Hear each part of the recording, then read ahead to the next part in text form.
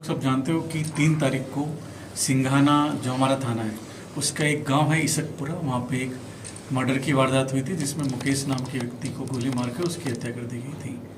तो जैसे ही उसकी सूचना हमारी थाना पुलिस को मिली, तुरंत हमारे जो ऐसे प्रिंस एनडीए एकेडमी, जहां सपनों को मिलती है यूनिफॉर्म और जुनून को मिलती है मंजिल। साल 2022 से 2025 तक 138 SSB recommended cadets, highest in India.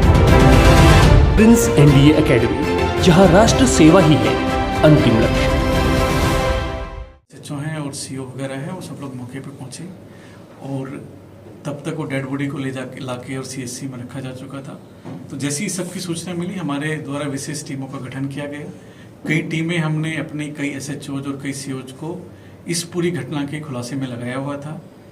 इस 2-3 दिन में पिछले हमारी टीम ने लगभग 150 से 200 सीसीटीवी भी देखे, इनका रूट भी देखा, ये लोग किधर से गए हैं, और पूरी छानबीन करने के बाद आज सुबह हमारी टीम को सफलता मिली है और हमारी टीम ने 3 लोगों को इसमें अभी अरेस्ट किया है, जिनके नाम की एक विजय उर्फ मिंटू है जो कि इसकपुरा थाना सिंघाना का रहने वाला है। दूसरा व्यक्ति सोमवीर है जो भोधन थाना सिंघाना के रहने वाला है, और जो तीसरा व्यक्ति है अजीत, वो खेतरी थाने के नानू वाली बावड़ी का रहने वाला है। इन तीनों लोगों को हमारी सिंघाना पुलिस ने आज सुबह इनको अरेस्ट किया है। इसमें जो विजय सिंह है जो मेन मुलजिम है जिसने की गोली चलाई थी, उसके 7 मुकदमे हैं। पहले भी ये जेल में गया है और कुछ दिन पहले ही ये जेल से छूट के आया है। जो अब तक हमारी इन्वेस्टिगेशन से आया है कि ये जो मुकेश है मृतक और जो विजय है, इनमें आपस में कोई पुरानी रंजिश चल रही थी। पहले भी कोई 1 साल पहले भी लगभग इनमें कोई आपस में मारपीट हुई थी और सोशल मीडिया में भी एक दूसरे को लेके कोई कमेंट हुआ था। उन सब चीज़ों को लेके इनमें रंजिश चल रही थी। और 3 तारीख को ये मृतक है मुकेश इस इसकपुरा गांव में अपने किसी मित्र से मिलने आया हुआ था। उसी दौरान इन्होंने प्लानिंग करके और पहले इसको मोटरसाइकिल से गिरा के और फिर इस पे फायर करके इसकी हत्या की थी। सर, जो मृतक है उसकी कोई आपराधिक पृष्ठभूमि है क्या? देखिए, मृतक का अब तक कोई क्रिमिनल रिकॉर्ड है नहीं, कोई भी क्रिमिनल रिकॉर्ड अभी है नहीं मृतक का। जो मुकेश नाम का मृतक है, इसका कोई भी मुकदमा दर्ज नहीं है। सर, ये प्लान कब से बना रहे थे क्या? देखिए, इसके बारे में हम डिटेल अभी इन्वेस्टिगेशन कर रहे हैं, क्योंकि इनकी रंजिश लगभग पिछले 1 साल से चल रही थी और ये अभी 20 दिन पहले लगभग ये जेल से छूट के आया था विजय।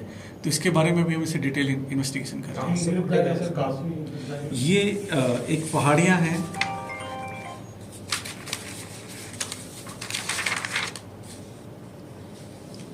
एक गांव है पास में ही, लगभग 10 किलोमीटर है वहाँ से, इसकपुरा से भैंसाव तक कला, वहाँ की पहाड़ियों से इनकी गिरफ्तारी की है। ये वहीं पे फरारी काट रहे थे क्या? ये अलग अलग जगह फरारी काट रहे थे। ये लगातार इधर उधर इनका जाना हो रहा था, नीम का थाना की तरफ भी था, सिकर की तरफ भी था।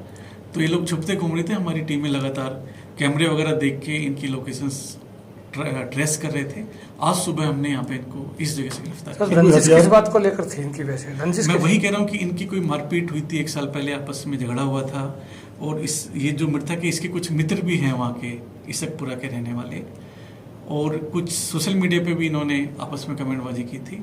तो इन्हीं सब चीज़ों को लेकर इनकी रंजिश चल रही थी। सर, कोई हथियार वगैरह भी मिलाए गए इनके पास? वो अभी हम इनसे इन्वेस्टिगेशन कर रहे हैं। सर, पिछले 1 सप्ताह में और अपने झुंझुनू शहर में 3 मर्डर हो चुके हैं झुंझुनू जिले के। देखिए, 3 वारदात हुई हैं। एक पिलानी में हुई थी, एक चिड़ावा के पास में हुई थी, और एक ये है। तीनों में हमने पुलिस ने त्वरित कार्रवाई करते हुए और मुलजिमों को अरेस्ट किया है। उनको कुछ संदेश देना? देखिए, मैं युवाओं को यही कहना चाहूँगा कि आप किसी भी व्यक्ति को, किसी भी असामाजिक तत्व को या किसी भी अपराधी को फॉलो ना करें, उससे कोई भी गलत प्रेरणा ना लें। अगर आप वो अच्छा आगे जीवन चाहते हैं, अपने माँ बाप और अपने परिवार को आगे अच्छे से बढ़ाना चाहते हैं, तो किसी भी असामाजिक गतिविधि में, किसी भी आपराधिक गतिविधि में संलिप्त ना हो। उनको कोई अगर इस तरह का कोई प्रलोभन देता है या उनके पास कुछ इस तरह की सूचना भी आती है तो हमें बताएं, हम उस पर कार्रवाई करेंगे। Thank you.